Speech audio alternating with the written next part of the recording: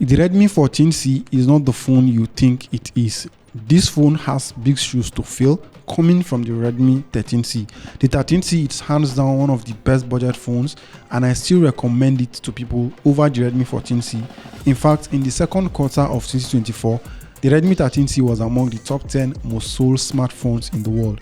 You will expect the 14C to carry on with the dominance and still be at the top, but I doubt if that is going to happen. The competition has caught up, and within the price of $85 to $90, there are many options, and some of them even have a better design and build quality than the Redmi 14C.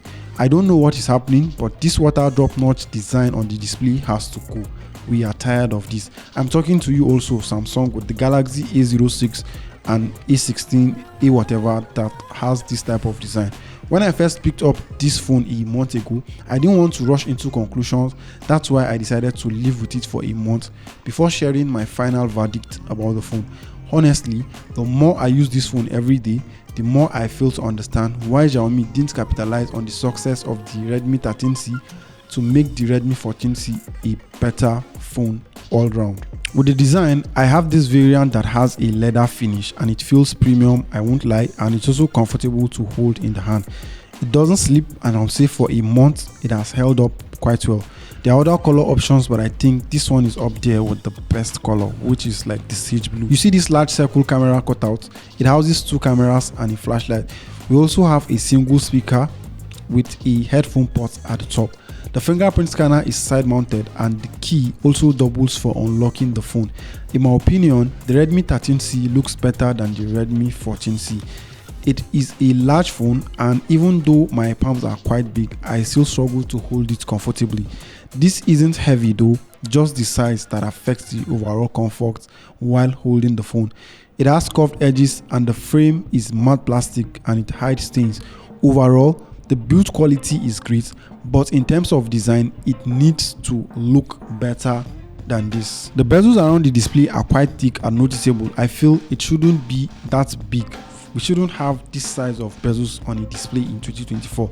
It looks like a display from years ago because of the size of the bezels. Even though it supports up to 120Hz refresh rate, the water drop style shouldn't be on this phone. I have to repeat it again, as the competing brands all have a dot-in display except for the Samsung Galaxy A06. The display is responsive to touch, and the refresh rate seems to constantly switch between 90 and 120Hz depending on what you are doing most of the time on the display. It is an automatic adjustment in terms of the refresh rate. You don't get an option to choose in the display settings whether you want 90Hz or the complete 120Hz refresh rate. The resolution is 720p, and for the price, no one has given us more than 1080p for now. Colors seem to be good, and watching movies or streaming content is great. The 6.88-inch size also means you get more space to enjoy watching videos and playing games. The bezels are still my problem. It's quite bright outdoors, and it's even brighter than most of the competing phones. Overall, the display is on par with the competition, but the problem is the bezel. I don't even know how many times I've mentioned it at this point, but it's a real thing for me. Come on Xiaomi, it's time to let go of this display style on your budget phones. We have HyperOS as the user interface, and it's another aspect where I feel Xiaomi could do better. It's running on Android 14, which is the standard on most of the other phones it's competing with, but the gap between the more expensive Xiaomi phones and this one in terms of software features is quite massive. Redmi users like the idea of using floating windows and split screen, but it's not available on this phone. If you check others, they are giving you those features. Another thing prominent is the installed games you get when you buy this phone. I think it comes with more than 10 games. It's too many. Another brands also give you these apps, but not as much as what you get on the 14C. The level of customizations you can do on the phone is impressive, but the software doesn't feel optimized for the phone.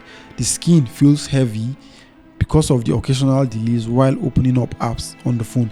The software experience is not the best for me, and I'm not sure if there will be an Android 15 update on this phone, but hopefully we should get an Android update. Maybe one at best. We have the MediaTek Helio G81 Ultra powering the phone, which is a chipset we've seen on a number of budget phones already this year. I'll say it's the standard so far for budget phones, and it handles everyday activities quite fine. You can use it to play games, and it's quite okay at minimal settings.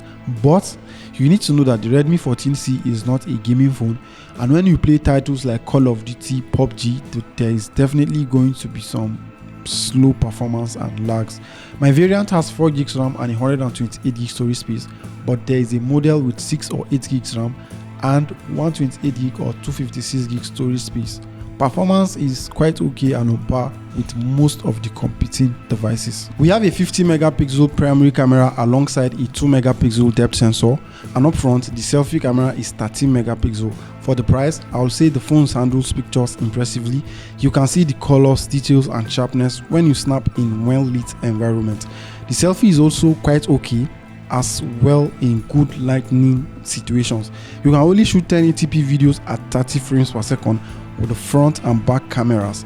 Overall, I'll say pictures are okay, but in terms of video, I wish we could do like 2K 30 FPS because it should be the barest minimum nowadays.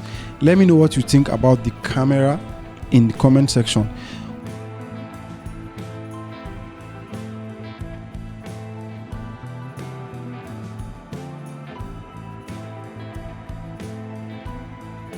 We have a 5160 mAh battery on the phone, and it's one of the most impressive things about the Redmi 14C. It supports 18 watts charging, but Xiaomi gave us a 33 watts charging brick in the box. Even though it doesn't charge the phone at 33 watts, I would say that is quite generous. Charging takes around 2 hours, and screen on time can be up to 8 hours if you are a demanding user. You can't really complain about the battery of this phone. It's very impressive. The Redmi 14C isn't a direct upgrade to the Redmi 13C in my opinion. I see it as a way of just filling the gap, and I will recommend the 13C to people more than the 14C because it's even a little bit cheaper and you get most of the same thing. What else would you like to know about the phone? Let us know in the comment section, and I'm going to see you in my next video.